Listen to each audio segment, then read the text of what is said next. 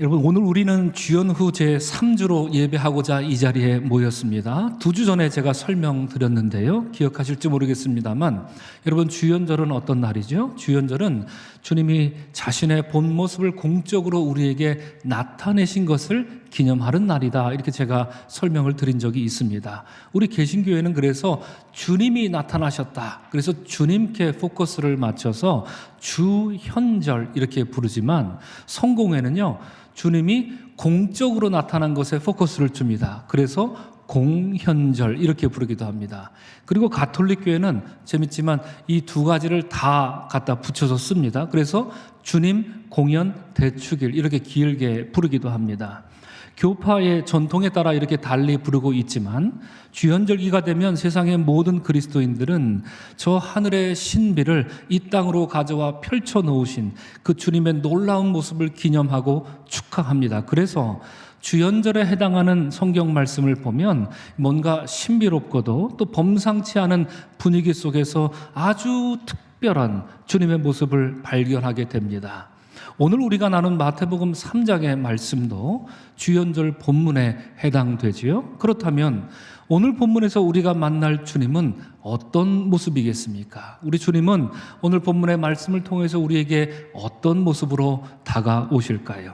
그것은 아마도 제가 오늘 설교 제목을 스불론과 납달리 해변을 걸으신 예수라고 정한 것과, 그리고 본문 16절에서 이사야서 9장의 말씀을 인용하면서 흑암에 앉은 백성이 큰 빛을 보았고 사망의 땅과 그늘에 앉은 자들에게 빛이 빛이었도다, 이렇게 말하는 것과 깊은 연관이 있을 것 같습니다.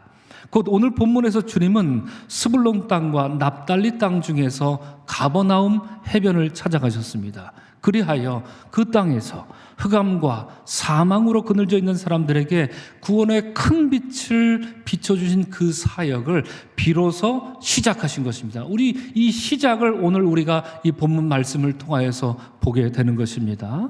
우리가 만날 주님은 여러분 바로 거기 계십니다. 성경은 빛에 관한 책 이렇게 말해도 무방할 정도로 빛과 관련된 이야기가 많고요, 빛이라고 하는 것을 굉장히 중요하게 우리에게 말해주고 있습니다. 대표적인 이야기로는 시내산에서 율법을 받고 돌아온 모세의 얼굴이 이렇게 환하게 광채가 났다 하는 거 여러분 다들 잘 아실 것입니다. 또한 신약 성경에서는 예수께서 높은 산에 오르셨을 때 그 얼굴이 해처럼 빛나고 그 옷이 빛과 같이 희어졌더라, 이렇게 변모산 이야기도 여러분들이 잘 아실 것입니다. 또한 시편에는 빛에 관한 아름다운 고백들이 즐비하지요. 우리 교회가 올해 표어로 삼고 기도하는 시편 80편 3절, 하나님이여 우리를 돌이키시고 주의 얼굴빛으로 비추사 우리가 구원을 얻게 하소서, 이렇게 노래합니다. 나 가지고는 안 되니, 우리 가지고는 안 되니 주님의 얼굴빛을 비춰 주시옵소서, 내 안에 새로운 영을 창조해 주시옵소서 하는 이런 믿음의 고백입니다. 그리고 우리에게 익숙한 시편 27편이죠. 오늘 우리가 함께 교독했던 그 본문인데, 27편은 이렇게 말하지요. 여호와는 나의 빛이요 나의 구원이시니 내가 누구를 두려워하리요, 이렇게 고백하면서 전쟁을 앞두고 있는 시편 기자가 여호와께서 나의 빛이시고 나의 구원이시라면 나는 하나도 두려울 게 없습니다, 이렇게 고백하는 위대한 시편 기자의 고백을 우리가 듣습니다. 저는 이러한 시편을 묵상하다가 조혜진이라는 작가가 쓴 소설 제목이 떠올랐습니다. 그 작가가 쓴 책의 제목은 빛의 호위라는 소설입니다. 이 제목이 여러분 의미하는 것처럼 소설 속에서 이 빛은요, 주인공이 참 외롭고 상처 입은 그런 삶을 살아가는데 그 주인공을 호위해주고 또 감싸주는 그런 역할이 빛이었습니다. 그래서 책 제목인 빛의 호위는 어두운 주인공의 삶을 지탱시켜주는 구원가도 같은 그런 존재로 이 소설 속에 나오는데요. 그러면 이 주인공이 소설 속에서 어떻게 빛을 받았을까요? 그것은 어느 날 그의 친구가 이 주인공에게 카메라를 선물로 준 그 날부터 그랬다고 합니다. 주인공의 인생은 카메라가 있기 전과 후로 달라졌다는 것입니다. 여러분, 카메라로 사진을 찍는 그 원리는 무엇이겠습니까? 간단히 말씀드리면 카메라로 사진 찍는 건요, 빛의 원리입니다. 빛이 없으면 우리가 카메라로 사진을 찍을 수 없습니다. 빛을 얼마나 받아서 찍히느냐에 따라서 어떤 예술 작품이 나오는가, 사진 작가들이 관심하는 것이 거기에 있죠. 카메라는 찰칵하는 바로 그 순간 빛을 순간적으로 모아서 찍으려고 하는 그 피사체의 형상을 필름에 순간적으로 담는 것입니다. 그래서 소설에 보면 다음과 같은 내용이 나옵니다.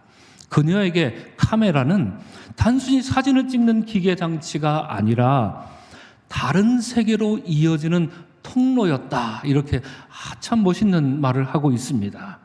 셔터를 찰칵하고 누를 때 세상의 모든 구석에서 빛 무더기가 흘러나와 피사체를 감싸주는 그 마술적인 순간을 그녀는 사랑했을 테니까, 이렇게 말합니다.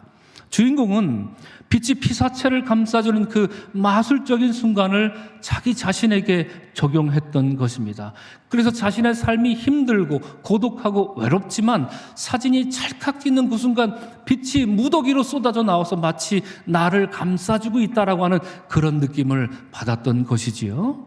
이는 마치 드라마에 나오는 호위무사가 주군을 자기의 목숨을 다해 지켜주는 것처럼 차가운 음지와 같은 인생을 살아가는 그녀에게 빛은 양지 바른 곳으로 그녀를 이끌어 주었던 것입니다.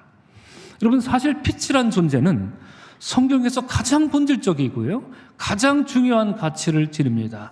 하나님의 창조 대서사시가 열리는 창세기 1장을 보면 태초에 하나님이 인간을 포함한 그 어떤 세상 모든 만물보다 먼저 창조하신 것이 빛이었습니다. 빛이 있으라 하시니 빛이 있었다는 것입니다. 빛에 의해서 우주 만물이 활짝 열렸습니다. 그러니까 세상은 빛이 있기 이전과 이후로 나뉩니다.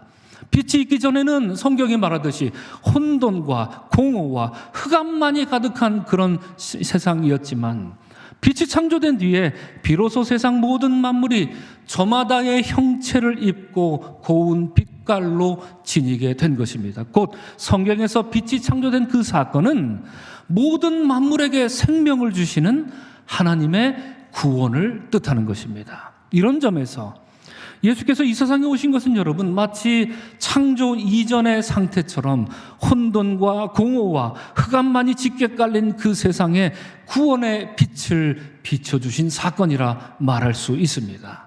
하나님은 어두운 세상을 살아가는 당신의 백성들을 환하게 비춰주시고자 당신의 아들을 보내신 것입니다. 그리하여 예수 그리스도는 여러분 마치 빛처럼, 그 소설 속에 나오는 빛처럼 우리를 호위해 주시고 우리를 감싸주시는 따사로운 빛으로 우리 각자에게 오신 줄로 믿습니다. 여러분, 오늘 본문은 예수께서 40일 동안 광야에서 금식하시며 마귀에게 시험을 받으신 뒤에 곧바로 이어지는 내용입니다. 여러분, 4장 1절 이하를 보시면 예수님이 마귀에게 광야에서 3가지 시험을 받으셨는데요, 그 시험이 어떤 건지 이 시간에 여러분들과 의미와 이런 것들을 나눌 시간은 없겠지만 또 그럴 필요도 없지만요, 이것만큼 여러분 꼭 기억해 두시기 바랍니다. 예수님 광야에서 시험 받을 때 이거는 꼭 여러분들 기억하셔야 되는데, 마귀가 3번 시험할 때 예수님은 모두 하나님 말씀으로 응대하셨지요. 그런데 그 하나님 말씀이 다 어디에 있는 말씀이던가요? 바로 신명기에 있는 말씀입니다. 그러니까 예수께서는 마귀의 시험을 신명기로 이기신 것입니다. 우리가 알다시피 신명기는 하나님의 복과 저주에 대한 주제를 갖고 말합니다. 어떻게 하면 하나님의 저주를 받는지 모세는 경고합니다. 그리고 어떻게 하면 하나님의 복을 받을 수 있는지 모세는 피토하는 심정으로 그 이스라엘 백성들에게 설교합니다. 그것이 신명기지요. 그래서 어느 신학자는 이렇게 말합니다. 신명기는 단순한 율법서가 아닙니다. 신명기는 이스라엘의 심장에 호소하는 사활적 지침들입니다. 여러분, 사활적 지침이라는 게 뭐겠습니까? 이대로 하면 살고 이대로 안 하면 죽는다, 이겁니다. 그렇죠? 신명기는 모세가 자신의 목숨을 걸고 피를 토하는 심정으로 자신의 백성들에게, 이스라엘 백성들에게 한 설교였던 것입니다. 그래서 신명기는 구약 성서의 복음이다, 이렇게 말합니다. 왜냐하면 더 이상 하나님 백성으로 살 자격을 잃은 백성을 다시금 언약갱신의 자리, 믿음으로 의롭게 되는 자리로 초청하고 있기 때문이다, 이렇게 말합니다. 그러므로 예수께서 이러한 신명기의 말씀을 통해 마귀의 시험을 이기신 것은 그가 이제 앞으로 전하실 그 복음의 특징이 어떠할 것인지 우리에게 보여주고 있는 것입니다. 즉, 예수께서는 소망을 잃고 빛을 잃고 풀죽어 살고 있는 백성들에게 당신들은 하나님의 백성입니다. 당신들은 하나님의 백성으로서 살아야 합니다. 하나님의 나라가 이제 가까이 왔으니 이제 더 이상 어둠에 거하지 마십시오. 어서 빛으로 나오십시오. 예수께서는 말씀하십니다. 그리고 회개하고 복음을 믿고 하나님의 빛 가운데 거하십시오. 예수께서는 이렇게 이제 앞으로 말씀하시면서 단순한 율법이 아니라, 단순한 신명기가 아니라 이것을 훌쩍 뛰어넘어 놀라운 복음을 준비할 채비를 모두 다 갖추신 것입니다. 이렇게 이어지는 오늘 본문 말씀은 시작부터 아주 긴박하게 돌아갑니다. 곧 예수께서는 세례자 요한이 잡혀 들어갔다는 소식을 들으셨습니다. 여기도 아주 깊은 의미가 있지만 지금 또한 그것을 말씀드릴 수는 없고요. 그 뒤로 주님은 곧바로 갈릴리로 잠시 물러가셨다가 나사렛에 가셨다가 이제 다시 스불론과 납달리 지경 해변에 있는 가버나움에 가서 사셨다, 이렇게 성경은 증언합니다. 그런데 마태는 이러한 예수님의 행보를 가만히 눈여겨봤을 것입니다. 그런데 그것은 그 옛날 이사야가 예언한 그 사건을 성취한 것이라고 우리에게 전언해 줍니다. 오늘 본문에서 말입니다. 오늘 우리 임 권사님이 읽어주신 바로 그 구약 성경, 곧 마태는 이사야서 9장 1절과 2절을 인용하면서 말하기를 스불론 땅과 납달리 땅, 요단강 저편, 해변길. 여러분, 성경에는 요단강 저편과 해변길 사이에 쉼표가 없습니다. 그러니까 마치 요단강 저편에 있는 해변길이라고 다들 이해하시고 그렇게 착각하기 쉬운데 그렇지 않습니다. 정확히 읽으려면 스불론 땅과 납달리 땅 끊어야 됩니다. 요단강 저편 끊어야 됩니다. 그리고 해변길, 그리고 이방의 갈릴리여, 흑암이 앉은 백성이 큰 빛을 보았고 사망의 땅과 그늘에 앉은 자들에게 빛이 빛이었도다 하였느니라고 말합니다.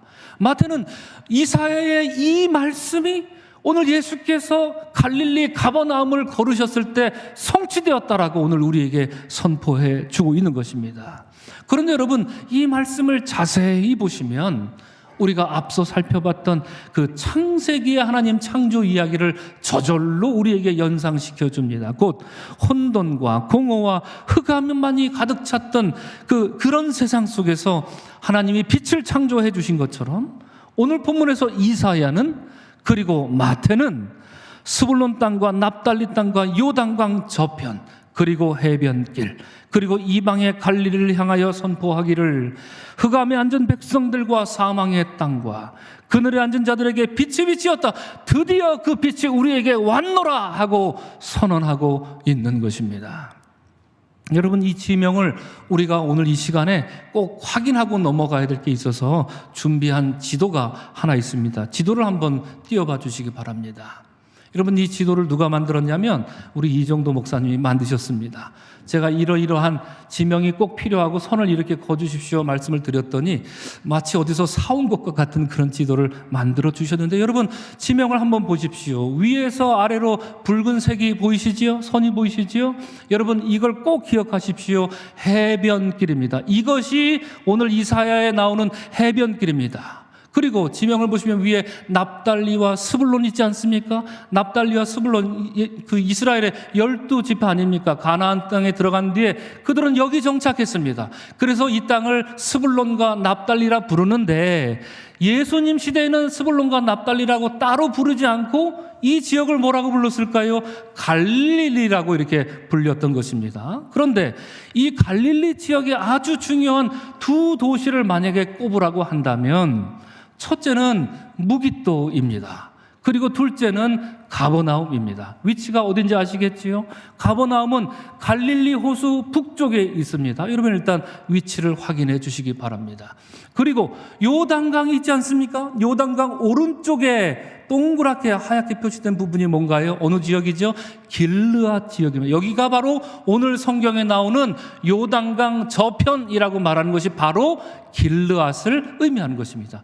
그리고 저 해안을 보면 지중해, 파란색이 지중해입니다. 파란색 지중해를 보면 거기 중요한 도시가 있습니다. 위에는 가이사라가 있고 아래쪽에는 요빠가 있습니다. 그렇죠? 자, 해변길이 바로 이 지중해를 따라서 북에서 남으로 이렇게 뻗어서 위로 조금 더 가면 다마스커스가 나오고요. 더 위로 더 가면 어디가 나오냐면 바로 아수르와 바벨론이 나오는 겁니다.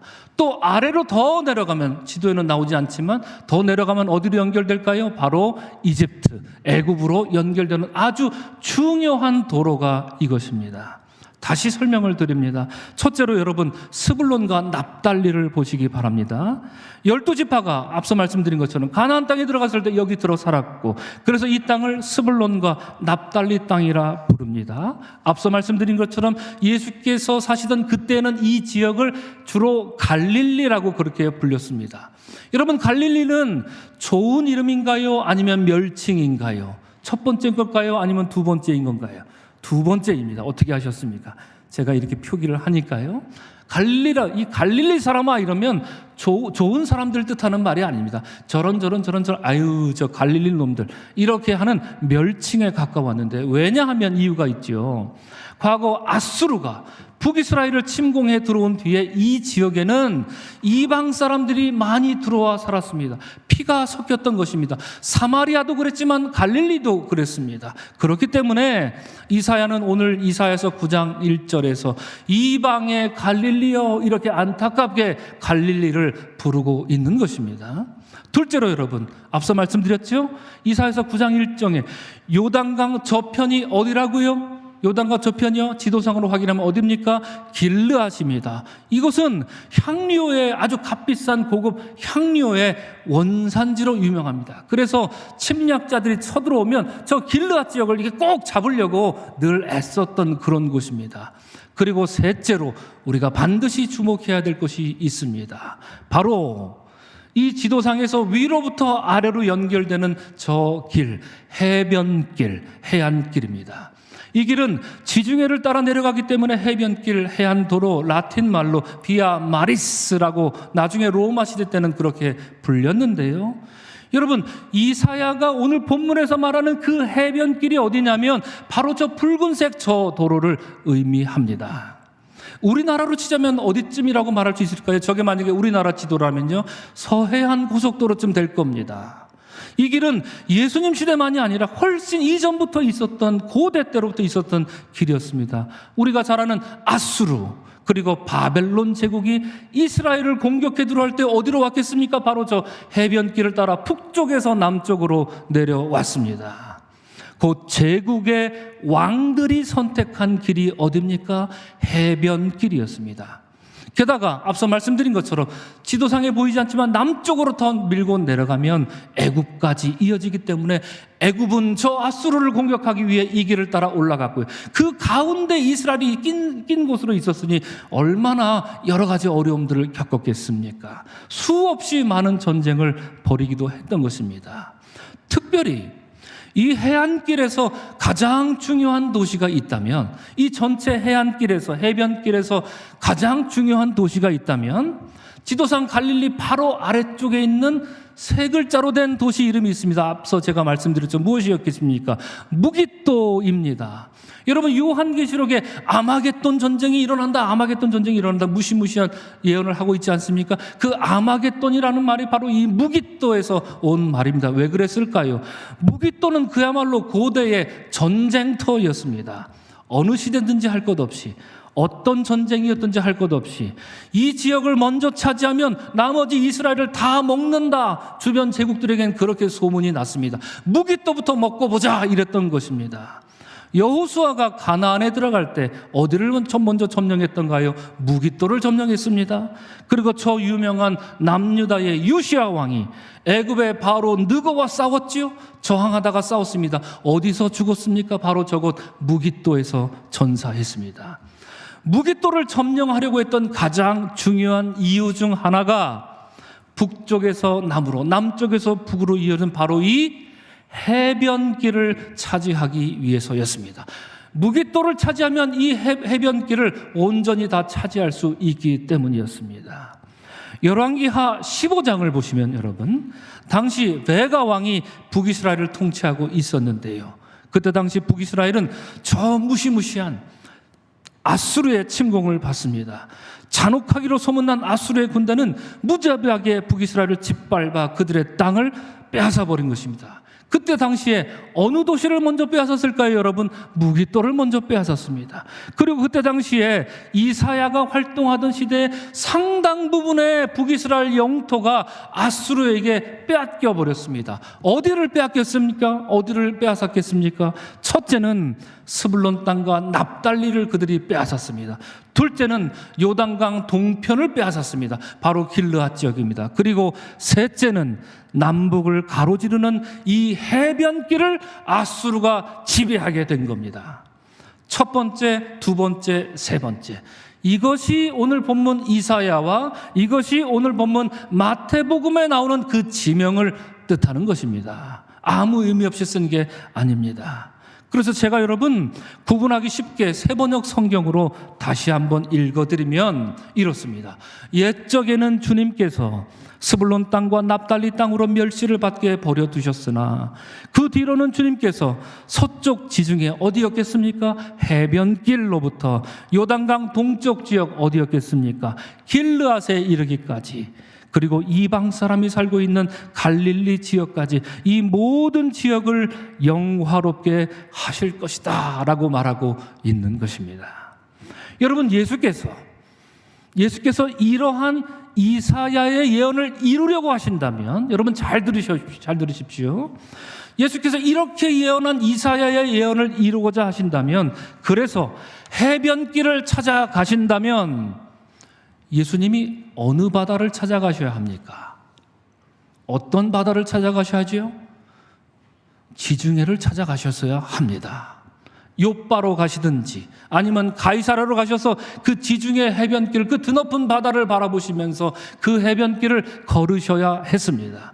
그것이 이사야가 예언한 내용이기 때문입니다. 그게 아니라면 적어도 앞서 말씀드린 해변길의 가장 중요한 전략적 요충지 무깃돌을 찾아가셔서 그곳에 하나님 나라의 깃발을 꽂고 복음을 거기서 전하는 것이 그럴싸하고 전략적으로도 아주 탁월한 선택이었을 것입니다. 그런데 오늘 본문을 보시면 이런 배경으로는 도무지 이해할 수 없는 예수님의 선택을 보게 됩니다.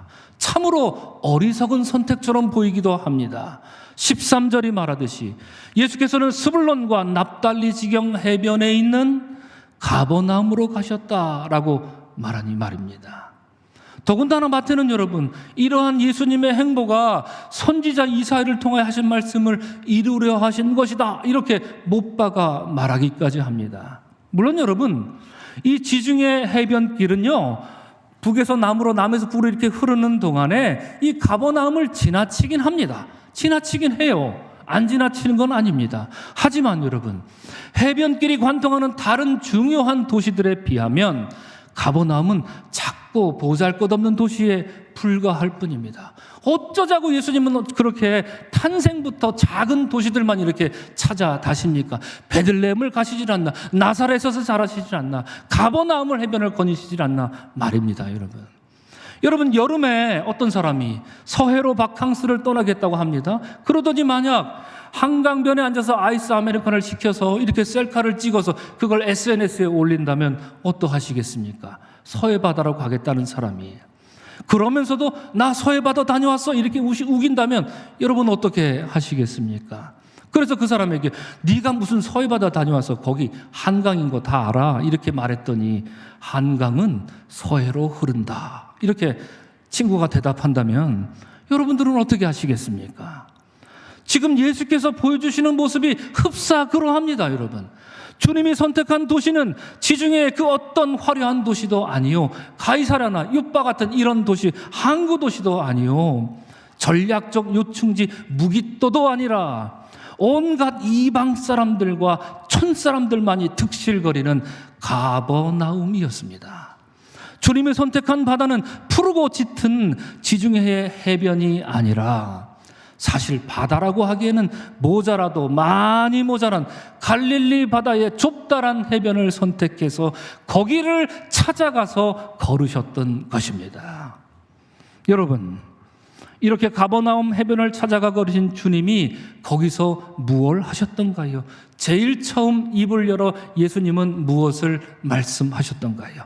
17절을 보면 먼저 주님은 그 해변에 이르러 회개하라, 천국이 가까이 왔다, 이렇게 전하셨습니다. 여러분, 어디서 많이 들어본 말씀 아닌가요? 이 선포 말입니다. 그렇습니다. 마태복음 3장 2절에서 세례자 요한이 먼저 이 복음을 전했습니다. 회개하라, 천국이 가까이 왔다. 한글 말도 똑같지만 영어도 똑같고 헬라어 성경 원어도 똑같이, 세례자 요한도 똑같이, 예수님도 똑같이 하나님 나라 천국 복음을 전합니다. 그런데 다른 점이 있지 않습니까, 여러분? 세례자 요한과 말입니다. 다른 점이라면 세례자 요한은 광야에 서서 천국 복음을 전했고 사람들로 하여 그곳으로 오라고 이렇게 손짓하며 사람들을 불러댔습니다. 그런데 예수께서는 갈릴리 가버나움 해변을 친히 찾아가신 것입니다. 누구를 찾아가신 것인지, 그리고 왜 찾아가신 것인지 궁금해지는 대목입니다. 그런데 생각해보니 여러분, 마태는 예수님이 그저 찾아가셨다고 말하지 않습니다. 여러분, 성경 말씀을 자세히 한번 읽어보십시오. 13절을 자세히 한번 읽어보십시오.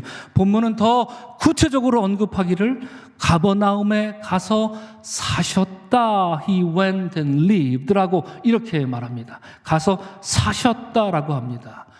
여러분, 가서 산다는 말, 와서 함께 산다는 말, 혹시 한자어 중에 이런 의미를 나타내는 단어 혹시 생각나는 게 있습니까? 제가 오늘 기도할 때도 이 단어를 써서 기도했습니다. 가서 같이 산다, 와서 함께 산다. 한자어 중에 어떤 단어가 있습니까?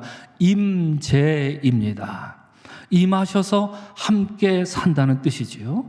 여러분, 이 말을, 임재를 히브리 말로 번역하면 뭐라고 번역할 수 있습니까? 어렵게 생각할 필요 없습니다. 임으로 시작합니다. 임마누엘이지요. 하나님이 우리와 함께 하신다 말입니다. 우리에게로 오셔서 우리와 더불어 먹고 마시는 임마누엘의 주님, 바로 그 주님이 임재하셨다는 얘기입니다. 어디에 임재하셨습니까? 가버나움에 임재하셨다는 얘기입니다. 오늘 본문에서 말입니다. 성육신하신 임마누엘의 주님이 지금 가버나움 해변에 임재하신 것인데 거기에는 목적이 있었으니 누군가를 찾아가신 겁니다. 그곳에서 주님은 여러분 오늘 본문에 보면 누구를 만나고 있습니까? 18절 말씀을 보니 첫째는 베드로라 하는 시몬과 그의 형제 안드레를 만나셨고요. 21절을 보면 세베대의 아들 야고보와 그의 형제 요한을 만나셨습니다. 예수께서 가버나움으로 가신 목적이 무엇인지 이제 드러나고 있습니다. 곧 예수께서 가버나움에 가신 것은요, 우연히 가신 게 아닙니다. 어쩌다 보니 발길이 그쪽에 가 닿은 것도 아닙니다. 주님은 그곳을 일부러 찾아가셨습니다. 주님은 그곳에 가신 분명하고 선명한 목적이 있었던 것입니다. 그것은 저들을 만나 그들을 제자로 부르기 위함이었습니다. 그러기 위하여 예수님은 지중해로 가지 아니하시고 가버나움 갈릴리 해변으로 가신 것입니다. 주님과 함께 세상에 불을 밝힐 제자들을 찾아 부르고자 하시는 이 위대한 뜻을 가지고 이 위대한 개혁을 펼치시기 위하여서 예수님은 다른 해변길이 아니라 가버나움 해변길을 묵묵히 찾아 걸으셨던 것입니다. 사랑하는 성도 여러분, 오늘 우리는 남북을 가로지르며 사통팔달하는 지중해 해변길 비아 마리스가 아니라 스불론 납달리의 좁다란 가버나움 해변길을 걸으신 주님을 만났습니다. 남쪽의 애굽과 북쪽의 아수르와 바벨론 그리고 페르시아와 로마의 왕들은 정복자로서 지중해 해변길을 의연하게 이루고 다녔지만 예수께서는 오욕의 땅, 저주의 땅, 이방인의 땅이었던 갈릴리 가버나움 해변을 평화의 왕이자 빛의 왕으로 찾아가셨습니다. 여러분, 주님이 여러분들을 찾아가신 것도 이와 마찬가지 아니겠습니까? 여러분, 주님이 여러분들을 우연히 찾아가셨던가요? 그렇지 않습니다. 주님은 다른 것 다 포기하고 여러분들을 찾아 헤매신 것입니다. 다른 데 가지 않고 여러분들을 불러주신 것입니다. 정현종 시인도 이렇게 말했지요. 사람이 온다는 것은 시로 어마어마한 일입니다. 그의 과거, 현재, 미래가 함께 오기 때문이다. 한 사람이 와도 그러할진데 여러분, 하물며 우리 주님이 여러분들을 찾아가신 것은 어찌하겠습니까? 우연히 주님을 만나신 게 아닙니다. 여러분 기억하십시오. 주님이 다른 길을 포기하고서 다른 방도를 포기하고서 여러분들을 기필코 찾아내서 우리가 예수 그리스도를 만난 것입니다. 주님도 다 버리고 우리를 따라 나선 것입니다.